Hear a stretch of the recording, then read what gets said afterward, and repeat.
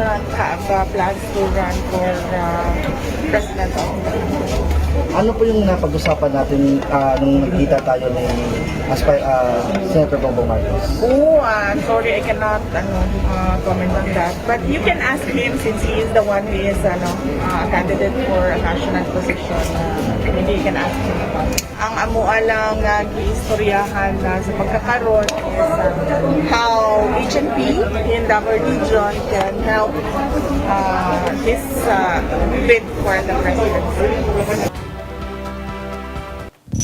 You just heard Davao City Mayor Sara Duterte reiterating for the nth time a presidential run is out of the picture. Question is a possible vice presidential bid on the table, especially after she met with presidential aspirant Bongbong Marcos in Cebu over the weekend.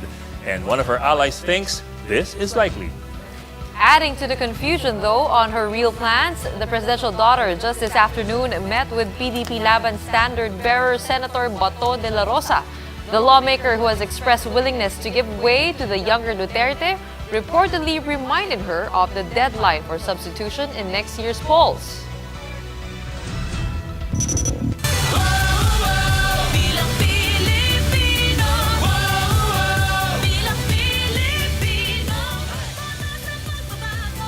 Good evening, I'm Gretchen Ho. And I'm Ed Lingao. You're watching The Big Story. Davao City Mayor Sara Duterte's recent meeting with presidential aspirant Bongbong Marcos has once again stirred speculations about her political plans. But while she insists only gunning for re-election in Davao City, some corners think a vice presidential run under the Marcos ticket is not too far off. Mayan Los Baños has the big story. Davao City Mayor Sara Duterte insists that she did not discuss a possible tandem with presidential aspirant Bongbong Marcos in the 2022 elections. The two met in Cebu last week after attending the birthday of Marcos's cousin-in-law Yeda Romualdez. Ang amua lang giistoryahan sa pagkakaroon is how HNP in Davao region can help this bid for the presidency. However, according to Duterte's close friend, attorney Bruce Rivera, the meeting could be a sign of a possible partnership in the coming elections. Ang nakita lang namin sagot sa kanya na patapusin niyo muna yung araw na ito bago ko pag-isipan. However, the mayor remained firm about running for re-election during her most recent interview. No, I do not have plans to run for president. For one analyst, a possible Marcos-Duterte tandem will be a showcase of machinery. Associate Professor Jean Encinas Franco of the UP Political Science Department said Mayor Sara being a Duterte has its advantage. The people who identify themselves as Duterte supporters, even if sabihin na ang admin candidate is si Bongo, then mas sa isip nila, mas si Sara pa din. However, should Sara choose to be Marcos's running mate, she also has to go through other tough contenders. Franco said seasoned Senators Tito Soto and Kiko Pangilinan as well as Dr. Willie Ong are all strong opponents. Meanwhile, PDP Laban's presidential bet Senator Bato de la Rosa also met with the mayor. This is to remind her of the November 15 deadline for substitution. The senator openly said he is willing to give way to Sara if she considers running for president. But Rivera and other experts do not see this happening anytime soon. Reporting for News 5, Mayan Los Baños, we are One News. And to talk more about the presidential daughter's plans, joining us tonight, lawyer Bruce Rivera, a close friend of Sara Duterte. Attorney Rivera, welcome to The Big Story. Hello, good evening. Welcome out. Good evening to all of you. Good evening to all your listeners. Hi sir, thank you for joining us. Attorney, pero kasi sa soundbite mo kanina, binanggit mo na tatapusin lang ni Sara yung araw na yon para siya makapagdesisyon. Sabado pa yun. Lunes na po ngayon. So, ano po yun? Yung it was taken na parang we were asking ito I've always said it in the interviews na Amy and I was Senator Amy Marcos and I was with her in the morning. Yun parang to ask her to run for either president or vice president. Ako naman kasi open ako sa president sa pagtakbo niya on either slot or in either position. Yun nga sabi niya parang nung time na yon sinabi lang niya na patapusin niyo muna yung araw natin pag-usapan. Of course I was not there during the night time. Nag-usap sila ulit but the day after, naglabas sila ng directive na to support to support Bongbong Marcos sa HNP, which is a regional party to begin with, a regional party sila. So siguro baka sa Davao area lang, yun ang support niya kay BBM. But yun ang nakikita namin. And of course, I see it as something significant because it has a lot of implications. So why put your support on one individual presidential candidate na Davao region is the region where Bongo resides. Senator Bato resides, and HNP is a party that actually was had more wins in the senatorial national slate in the 2019 election. It's not exactly a compared to the regional PDP. party anymore, di ba? It's grown into something bigger than a regional party. Yes. So it's for me, it's more significant than a regional coalition for me. Yun. Attorney, well, of course, you are also a lawyer. I'd like to ask you this kasi if you're looking at substitution, kasi sabi nga naman ninyo, there's a big chance na maaring kunin niya yung VP slot or possibly even a presidential slot. Pero in which case, she will have to substitute with somebody else. And who could that be? Kasi I don't know kung meron namang taga-HNP na nag-file ng presidential or vice presidential bid, not unless mag-substitute siya for another party kung saan magmimembro siya.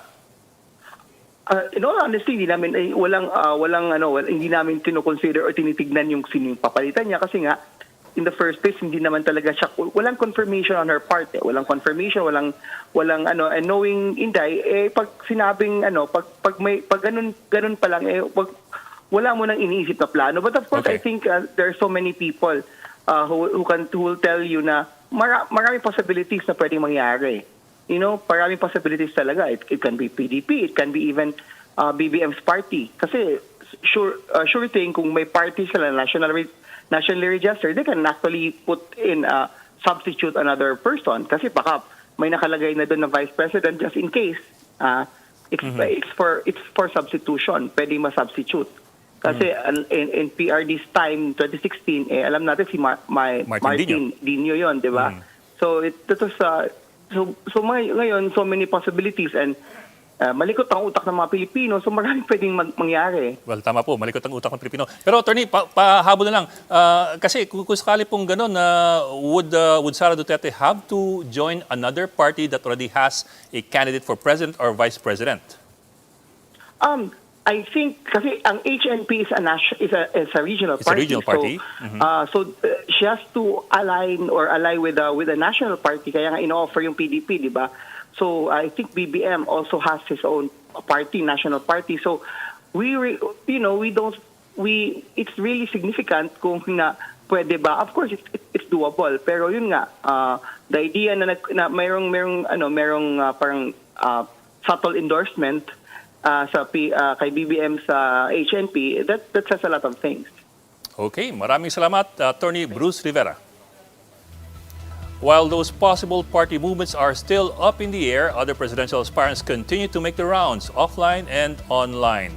Supporters of Vice President Leni Robredo participated in the nationwide caravan in support of the Leni-Kiko tandem in the 2022 elections. The Caravan of Hope was held in 49 cities and provinces throughout the country. #LeniKiko 2022 topped the trending list Saturday during the caravan. Supporters of Manila Mayor Isko Moreno also held a caravan to celebrate his 47th birthday. His running mate Dr. Willie Ong also turned 58. Around 1,000 motorcycles and cars joined the motorcade called the Blue Wave Caravan, which crossed Manila, Caloocan City, and Quezon City.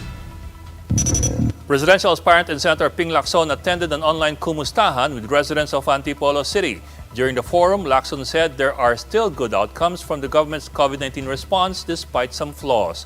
He also urged government not to over-regulate the vaccine drive so that the private sector and LGUs can buy their own vaccines. And Senator Manny Pacquiao called on the public to be wary of scammers using his name to solicit money. In a video posted on his official page, Pacquiao denies being connected to these accounts. Pacquiao says that those who will provide any information regarding this modus will receive a reward. These are the other big stories tonight. The country is a step closer to inoculating the elderly and health workers with an additional shot. To do this, the Health Department is looking to apply for the amendment of vaccine EUAs on behalf of the manufacturers. Another week, another round of increases in pump prices. With 9 straight weeks of oil price hikes, government is now unleashing a 1 billion peso fuel aid for PUV drivers. But is that enough? And after a heartbreaking outing at the Tokyo Olympics, Pinoy gymnast Caloy Yulo bounced back stronger as he becomes world champion once again. These big stories after the break.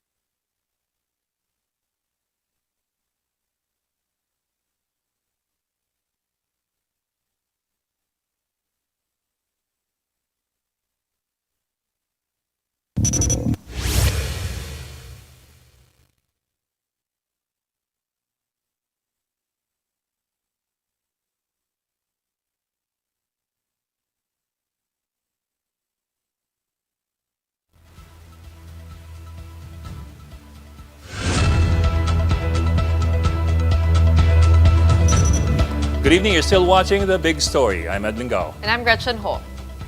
The government is already flirting with the idea of COVID-19 booster shots, fresh off allowing COVID jabs to children with comorbidities. But the local Food and Drug Administration notes that brands have yet to apply for the revision of their EUAs or their emergency use authorizations in the country. Greg Gregorio with the details. Since October 15, about 10,000 12 to 17-year-olds with comorbidities from Metro Manila have been given their COVID jabs. And the government wants to keep the ball rolling outside of the capital. The target date, October 29. Aside from this news, some parents were also delighted about the proposed rollout of booster shots. Kasi if it is necessary, why not, di ba? Regardless of brand, baka mauna akong mamatay pag nagantay ako ng brand. The Health Department says Secretary Francisco Duque has approved the Health Technology Assessment Council's recommendation that booster shots be administered to medical frontliners and seniors. The vaccine expert panel had floated the idea as early as August. Because during the time we saw the data coming from the Sinovac vaccine, that on the 3rd month, the neutralizing antibody waned. The HTAC wants Sinovac, Pfizer, or AstraZeneca as brands for booster shots, though a private hospital group prefers Moderna or Janssen. Matagal na kaming, almost nasa na kami, 8 months na dapat 6 months mabigyan na kami ng booster shots. Vaccine manufacturers, however, have to apply for the revision of their emergency use authorization before they can be used as booster shots. The DOH may also do so on a brand's behalf. We are already planning and discussing on how we can go about with the implementation. The Science and Technology Department will start its pilot study for the mix and match of COVID vaccine brands. Gusto nating malaman kung yung effectivity ng bakuna at saka yung safety ng bakuna, yung pangatlo, ay magiging acceptable. Marikina, Muntinlupa, and Davao are being eyed as venues for the trial. For the meantime, the World Health Organization is finalizing its complete recommendation on immunization by November. For News 5, Greg Gregorio, we are One News. This pandemic has shown how the country needs health workers and medical frontliners, and among those are emergency medical technicians who assist patients in ambulances and perform initial medical services. A look at their struggles in this report from mobile journalist Jacob Lazaro.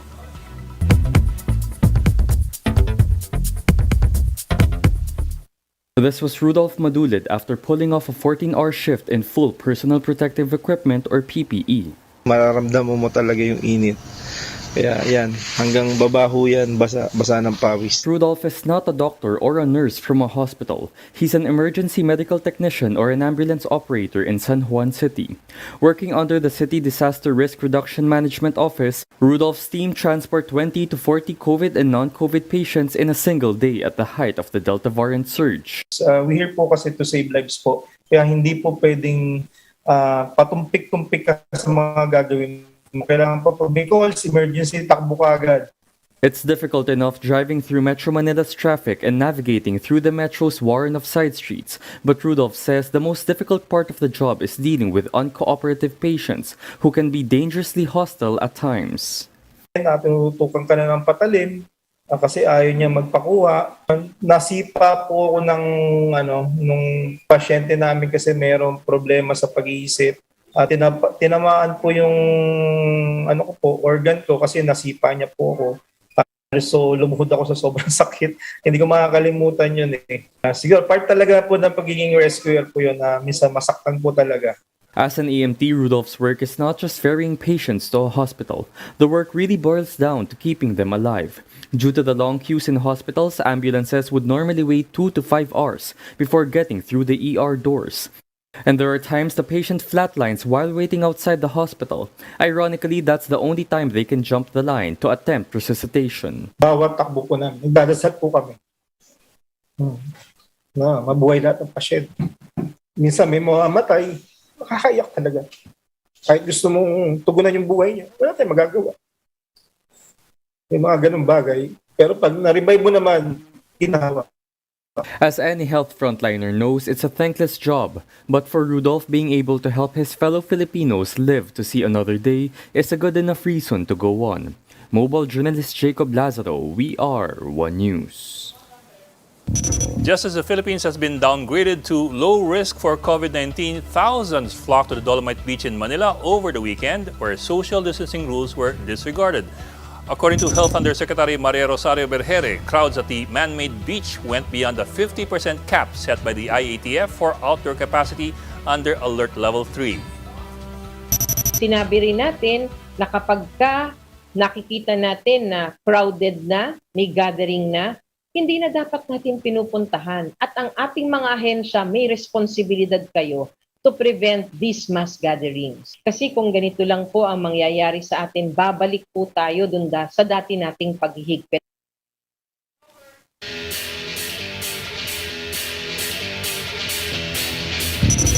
For the big story in sports, the Magnolia hotshots overcame a record-breaking performance from Mikey Williams to win Game 3 of the PBA Philippine Cup Finals 106-98.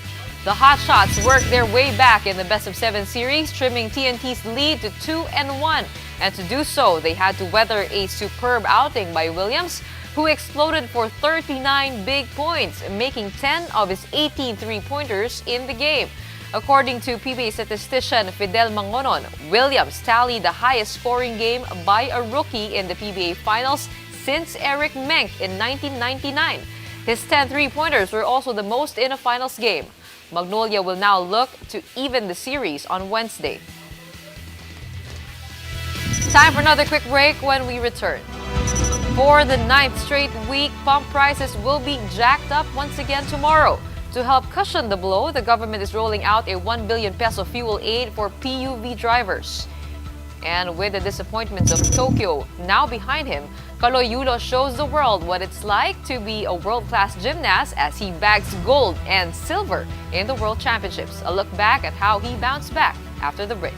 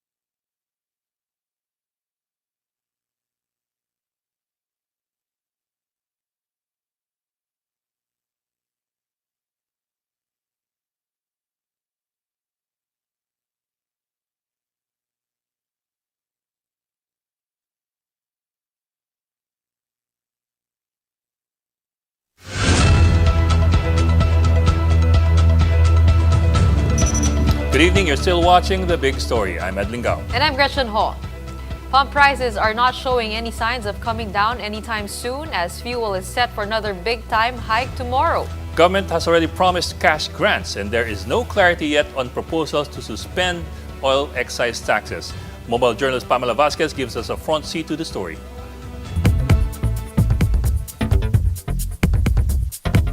For the ninth straight week, oil prices are set to increase again. Gasoline will see an increase of more than 1 peso per liter. Diesel will go up by 45 cents a liter and 55 cents per liter will be added to kerosene. Shell, Total, Petron, Phoenix Petroleum, Clean Fuel, Unioil and Sea Oil will implement this beginning Tuesday, October 26. That means year-to-date and on a per-liter basis, almost 20 pesos have been added for gasoline, 18 pesos for diesel, and more than 15 pesos for kerosene.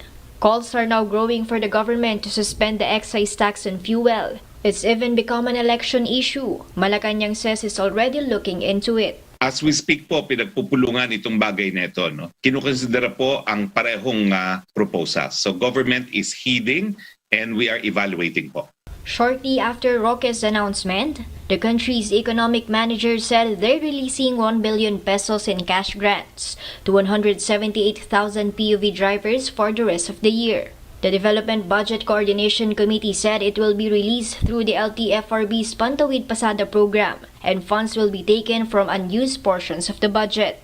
But Transport Group Pasang Masta said that won't be enough. I-divide natin yung 1 billion. Sa kwentada namin dito, mga 2,500 lang per driver. Nalilitan pa kami ron. Martin said they also want the IATF to allow full capacity for public transport so they can make up for their losses. The DOTR has already ruled out a fare hike. Meanwhile, the Department of Finance warns that suspending excise taxes means the government will lose 131.4 billion pesos in revenues, which could affect COVID-19 recovery programs for next year. Global oil prices are expected to continue jumping, particularly around the year-end holidays. Mobile journalist Pamela Vasquez, We Are One News.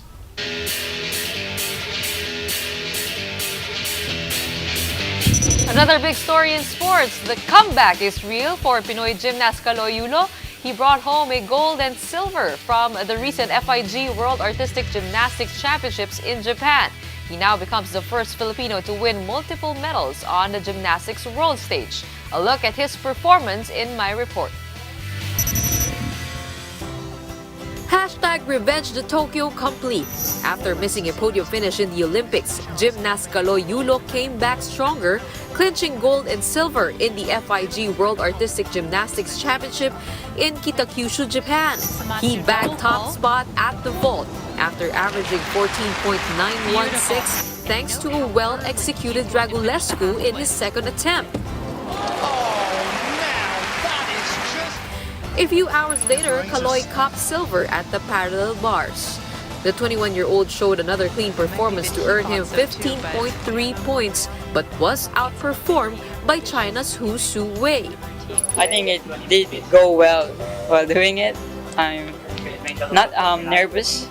I was so nervous, but I managed to finish it second, and I'm very happy, really glad right now. Before the triumphant finishes, Caloy settled for 5th in the floor exercise with a score of 14.566. An error of stepping off the mat midway cost him 0.3 in his final score.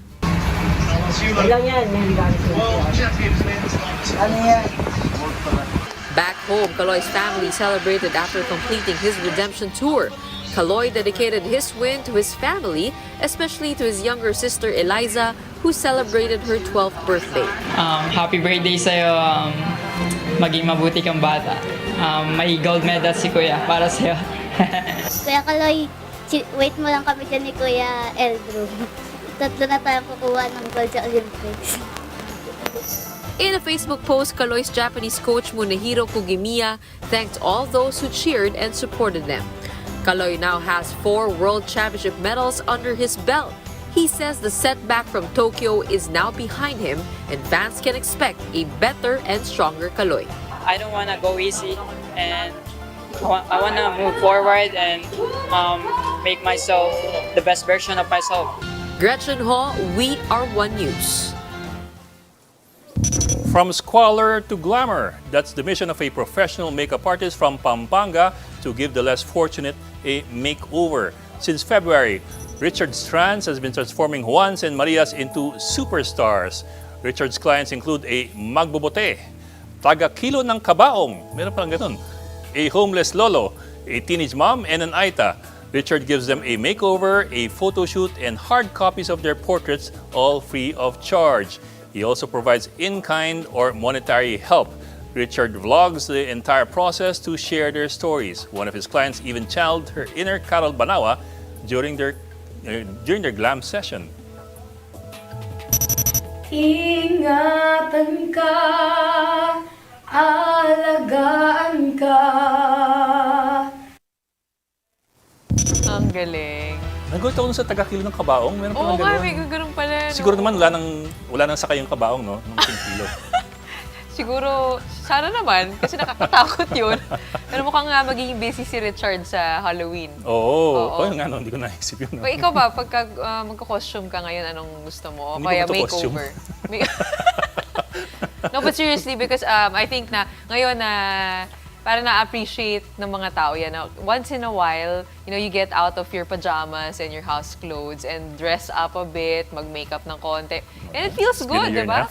It's been a year and a half. A lot of people never got out of their pajamas. Yeah, so Halloween. I think it's this coming weekend. That's our chance. So, better dress up well. Because if you do not dress up, magmumukha kayo mismo yung Halloween costume. Okay. That's true. That wraps up today's Big Story. Catch us again tomorrow at 8 p.m. on Signal Channels 8 and 250. Please like our Facebook page, One News. For more in-depth analysis, visit our webpage, onenews.ph. Mask on. Wash hands. And stay safe, Philippines. On behalf of Robbie Lampay, I'm Ed Lingao. And I'm Gretchen Ho. We are One News. Have a good evening.